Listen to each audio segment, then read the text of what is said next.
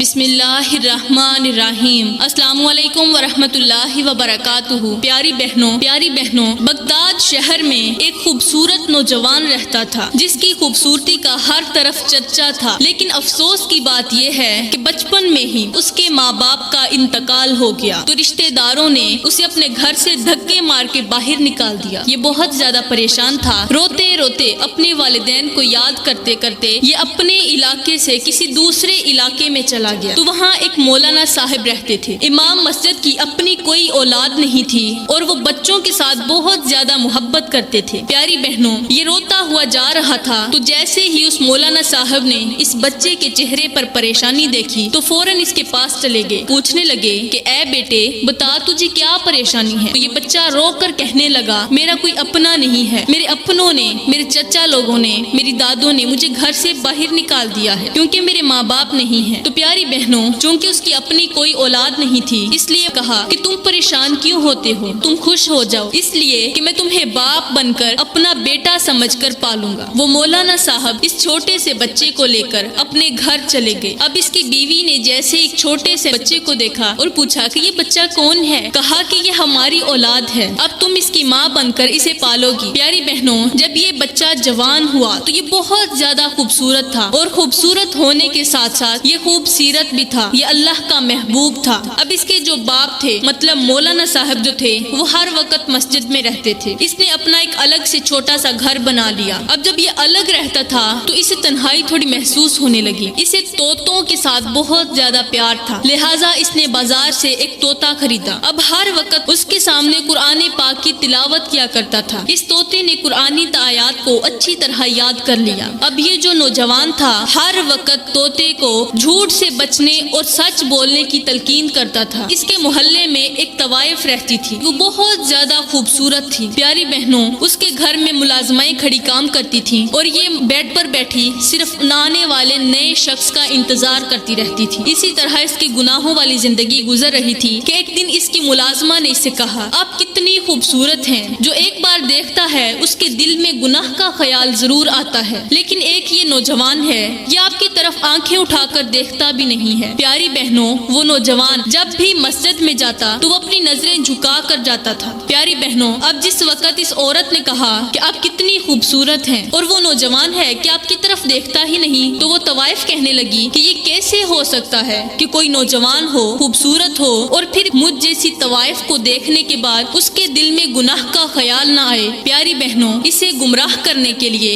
اس بدکار عورت نے اپنا خوبصورت لباس اتارا اور پھٹا پرانا سا لباس پہنا، ایک غریب سی عورت بن کر یہ مسجد کے ساتھ جا کر کھڑی ہو گئی۔ اس طرح ہمیں ایک دوسرے کے ساتھ بات چیت کرنے کا موقع مل جائے گا۔ اب نوجوان کیا کرتا؟ اپنے گھر سے باہر نکلتا، نظریں جھکائے ہوئے مسجد کے اندر جاتا، مسجد سے سیدھا اپنے گھر آتا۔ اس نے پھر بھی اس کی طرف کوئی توجہ ہی نہ دی۔ ایک ہفتہ گزر گیا، وہ عورت وہیں کھڑی رہی۔ اس نے اپنی طرف مائل کرنے کی کوششیں کی لیکن ناکام رہی۔ اب اس کے ذہن میں خیال آیا، ایک دن اس نے ایسا کیا کہ یہ مسجد کے ساتھ زمین پر نیچے لیٹ گئی اور بے ہوشی کا ناٹک کرنے لگی۔ ادھر سے یہ نوجوان اپنے گھر سے نکلا اور مسجد میں نماز پڑھنے کے لیے آیا۔ جیسے ہی اس نے کسی غریب عورت کو زمین پر لیٹے دیکھا تو اس کے دل میں رحم آ گیا۔ لوگوں سے کہا کہ تم ایسا کرو، اس عورت کو اٹھا کر میرے گھر تک چھوڑ آؤ۔ اب اس نوجوان نے عشاء کی نماز پڑھی تو وہ گھر جانے لگا۔ ادھر یہ بدکار عورت اس نوجوان کا شدت سے انتظار کر رہی تھی کہ کب شکار گھر آئے اور میں اسے اپنے جال میں پھنساؤں۔ اتنے میں یہ نوجوان اپنے گھر چلا گیا۔ اس عورت سے پوچھنے لگا کہ اب آپ کی طبیعت کیسی ہے؟ تو وہ عورت کہنے لگی کہ میری طبیعت ٹھیک نہیں ہے۔ اس کی مجبوری کا فائدہ اٹھانے لگی، اپنی خوبصورت آنکھوں کے ذریعے اسے اپنی طرف اٹریکٹ کرنے لگی۔ اس نے کافی کوشش کی اسے مائل کرنے کی لیکن اس نے اس کی طرف توجہ نہ دی اور اس سے کہا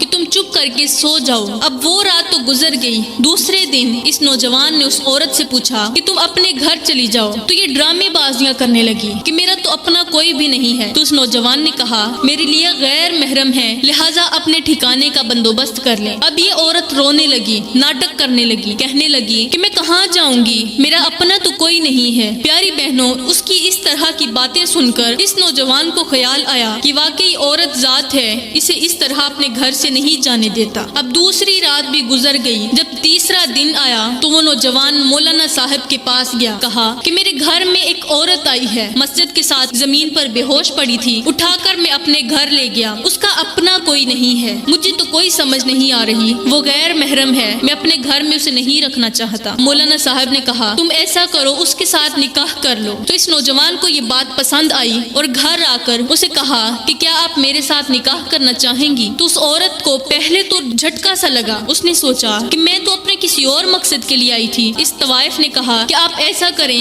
مجھے ایک رات سوچنے کا موقع دے دیں. اس نوجوان نے کہا ٹھیک ہے. اب اس عورت نے پوری رات سوچنے میں گزار دی کہ مجھے اس کے ساتھ نکاح کرنا چاہیے یا نہیں کرنا چاہیے. پھر اس نے سوچا کہ کیوں نہ میں اس کے ساتھ نکاح کر لیتی ہوں, جب میرا دل بھر جائے گا تو میں اسے طلاق لے کر الگ ہو جاؤں گی. اب اس نے مجبوری کا فائدہ اٹھاتے ہوئے اس نوجوان کے ساتھ نکاح کے لیے رضامندی دے دی. اس کا یہ فیصلہ سن کر وہ نوجوان بڑا خوش ہوا اور پھر قاضی صاحب کے پاس جا کر اس نے نکاح کر لیا. نکاح کو تھوڑے دن گزرے ہی تھے کہ اس کا دل بھرنے لگا. اس نے سوچا کہ جو مقصد تھا وہ تو پورا نہیں ہو سکا. اب رات کا وقت آیا تو یہ بیٹھ کر اپنے پچھلے لمحات سوچنے لگی. ایک وقت تھا جب میں خوبصورت لباس پہنتی تھی اور بہت زیادہ خوبصورت بن کر امیر سے امیر لڑکوں کے ساتھ گناہ کرتی تھی, مجھے کتنا سکون ملتا تھا. اور ایک وقت ہے کہ اس نوجوان کے لیے میں نے اپنا سارا حلیہ ہی خاکستر کر دیا, لہٰذا اب کوئی ترکیب سوچنی چاہیے. اس نے اپنی ایک ملازمہ کو اپنے پاس بلایا اور کہا کہ میرا دل بھر گیا ہے, میں اب اس کے ساتھ مزید نہیں رہنا چاہتی, لہٰذا مجھے کوئی ترکیب بتاؤ. تو اس ملازمہ نے کہا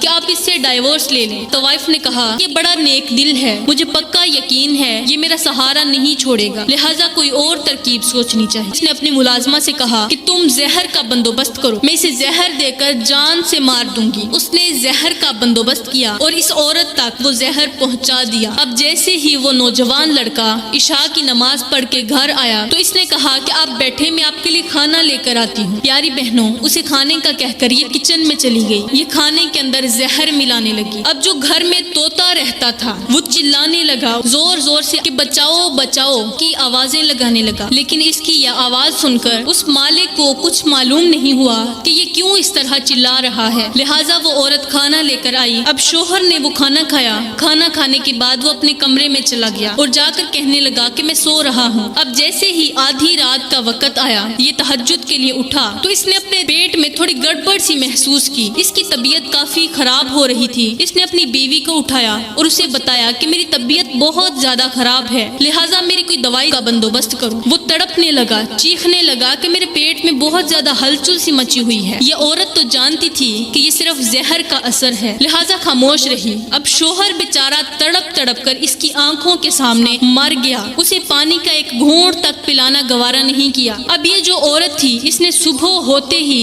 اپنی ملازمہ کو بلایا اور صحن میں ایک کھڈا کھود کر اس نوجوان کو اس کے اندر دفن کر دیا. نہ کفن پہنایا, نہ اس کا نماز جنازہ, کچھ بھی نہیں کیا. اسے زمین کے اندر دفن کر کے اوپر سے مٹی ڈال دی. مٹی ڈالنے کے بعد یہ پھر سے اپنے کوٹھے میں چلی گئی. پیاری بہنوں, اس عورت کو زندگی میں مہلت ملی تھی. اللہ تعالیٰ نے اسے ایک موقع دیا تھا کہ یہ اپنی زندگی بدل لے, لیکن اس نے اللہ کی نافرمانی کی. اتنا نیک شخص ملنے کے باوجود بھی اس نے اپنی زندگی نہیں بدلی. ایک تو یہ عورت طوائف تھی, دوسرا یہ قاتلہ بھی بن چکی تھی, وہ بھی اپنے مجازی خدا کی, اپنے شوہر کی. پیاری بہنوں, اب ایسا ہوا کہ ایک ہفتہ گزر گیا لیکن وہ نوجوان مسجد میں نہ گیا. جب مولانا صاحب نے دیکھا کہ وہ نوجوان ایک ہفتے سے مسجد میں نہیں آ رہا تو وہ کافی زیادہ پریشان ہوئے. وہ صبح ہوتے ہی اس کے گھر پر گئے. جا کر دیکھا کہ دروازہ بند تھا, اندر سے دروازہ کھولنے کوئی نہیں آیا. تو وہ مولانا صاحب سوچنے لگے کہ ہو سکتا ہے میرا بیٹا سو رہا ہو, اور وہ وہاں سے مسجد چلے گئے. اب دوپہر کو جیسے ہی بیٹے کا خیال آیا پھر سے گھر پہنچے. جا کر دروازہ کھٹکھٹایا لیکن دروازہ کھولنے والا کوئی تھا ہی نہیں, اندر سے صرف طوطے کی آواز آ رہی تھی. تو پیاری بہنوں,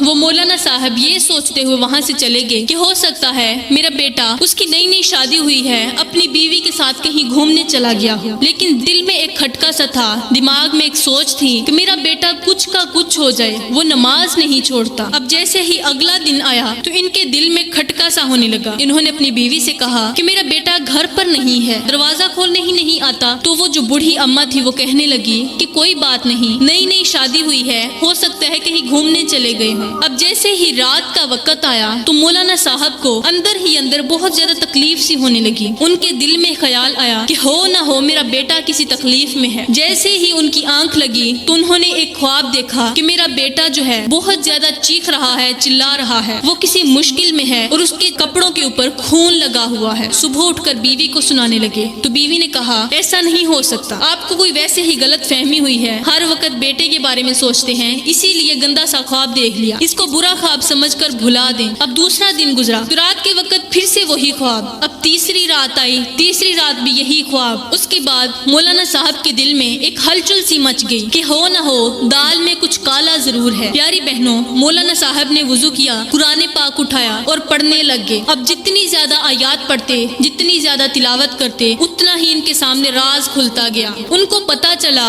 کہ میرا بیٹا جو ہے اس کے ساتھ اس طرح کچھ ہوا ہے۔ جلدی سے کچھ لوگوں کو اکٹھا کر کے گھر گئے، دروازہ توڑ کر گھر کے اندر داخل ہوئے، دیکھا کہ طوطا کہہ رہا ہے بچاؤ بچاؤ، وہ ابھی بھی چلا رہا ہے۔ اب جلدی سے اس کے قریب گئے تو اسے دیکھتے ہی وہ طوطا رونے لگا، تو وہ طوطا بتانے لگا کہ وہ جو بدکار عورت تھی وہ طوائف ہو کر میرے صاحب کو، اس نوجوان کو ورگلانا چاہتی تھی، اس لیے وہ ہمارے گھر تک پہنچی، اس کے ساتھ رہنا نہیں چاہتی تھی۔ جب دل بھرا تو اس نے طلاق لینا مناسب نہیں سمجھا اور اس اللہ والے نوجوان کو زہر دے کر اسے مار کر باہر صحن کے اندر دفن کر دیا ہے۔ پیاری بہنوں، انہوں نے جلدی سے باہر کا فرش کھودا، جیسے ہی مٹی ہٹائی تو نیچے لاش پڑی ہوئی تھی، جسے دیکھ کر ان کے پاؤں تلے زمین نکل گئی۔ وہ نوجوان مرا پڑا تھا، لیکن اس کی لاش اس طرح تھی کہ جیسے اسے ابھی ابھی کسی نے دفن کیا ہو۔ اب مولانا صاحب نے جلدی سے اس کا جنازہ پڑھایا، اسے کفن دیا اور اسے دفن کر دیا۔ دفن کرنے کے بعد وہ سیدھا اس فحاشہ عورت کے پاس چلے گئے اور زور زور سے چیخ رہے تھے، یوں معلوم ہوتا تھا جیسے ابھی وہ اس طوائف عورت کو مار دیں گے۔ تو وہ نوکرانی باہر آئی جس نے زہر لا کر دیا، تو اس نوکرانی نے پوچھا کہ کیا آپ اسی نوجوان کے استاد ہیں؟ تو انہوں نے کہا ہاں میں وہی ہوں، جلدی سے اپنی مالکن کو بلاؤ، وہ جو فاحشہ ہے۔ وہ نوکرانی رو کر بتانے لگی کہ جس دن اس نے اپنے شوہر کو قتل کیا تھا اس دن یہ وہاں سے آ کر کوٹھے میں چلی گئی، اور کوٹھے میں جاتے ہی اس کے ہاتھ پاؤں بدلنا شروع ہو گئے، اس کے چہرے کا رنگ روپ بدلنا شروع ہو گیا۔ اب جیسے ہی اس کے چہرے کا رنگ روپ بدلا تو یہ فوراً ایک جانور بن گئی۔ اسی دن سے وہ جانور بنی ہوئی ہے اور جانوروں والی حرکتیں کر رہی ہے، اس کا جسم بندریا کے جیسا بن چکا ہے اور ہم نے اسے ایک کوٹھے کے اندر بند کر دیا ہے۔ اس نوکرانی نے اپنا چہرہ چھپایا ہوا تھا اور پھر کہنے لگی کہ میں نے اس کا ساتھ دیا تھا زہر لانے میں، تو اسی دن سے میرا بھی جسم بدلنا شروع ہو گیا۔ پھر اپنے چہرے سے پردہ ہٹا کر کہنے لگی کہ یہ دیکھیں کہ اللہ تعالیٰ نے میرا کیا حشر کیا۔ پیاری بہنوں، اس کا جسم بھی بدل چکا تھا۔ اس کے بعد وہ مولانا صاحب کہنے لگے کہ میں آپ لوگوں کو کیا سزا دوں، اللہ تعالیٰ نے آپ کو خود ہی سزا دے دی ہوئی ہے۔ پیاری بہنوں، اب یہاں پر میں آپ کو چھوٹا سا یہ سبق دینا چاہوں گی کہ زندگی میں کبھی بھول کر بھی کسی کی جان کی قاتلہ مت بننا۔ انسان کی جان صرف تلوار مارنے سے نہیں نکلتی، سر تن سے جدا کرنے سے نہیں نکلتی، لیکن پیار اور محبت میں بھی کچھ لوگ لوگوں کو مار دیتے ہیں۔ لہٰذا کبھی کسی کا دل مت توڑنا، کسی کو اپنی زبان کے ذریعے نہ مارنا۔ پیاری بہنوں، میں دعا کرتی ہوں کہ اللہ تعالیٰ ہمیں ایسے درندوں سے محفوظ رکھے، اس طرح کی گندی عورتوں سے، اس طرح کی گندے مردوں سے اپنے حفظ و امان میں رکھے۔ آمین ثم آمین، وما علینا الا البلاغ المبین۔